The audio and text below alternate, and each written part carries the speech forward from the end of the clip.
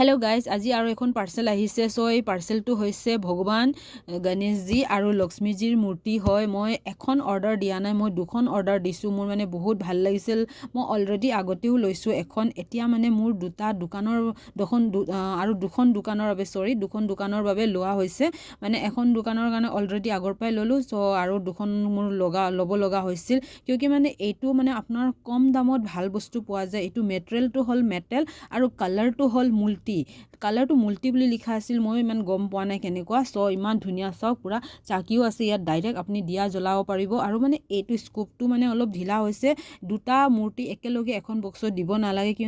কিন্তু একেলগে এখন বক্সতে দি দিলে সো উপায় নাই আৰু স্কোপটো এনে টাইট কৰিব পাৰি কিন্তু মানে এইটো আপুনি ঘৰৰ কাৰণে হওক দোকানৰ কাৰণে হওক এনেকুৱা যদি লাগে আপোনালোকে মিছৰ পৰা অৰ্ডাৰ কৰি ল'ব পাৰিব কম দামত বহুত ভাল বস্তু পোৱা যায় আপোনালোককো যদি দৰকাৰ পৰে আপোনালোকে মিছৰ পৰা অৰ্ডাৰ কৰিব পাৰে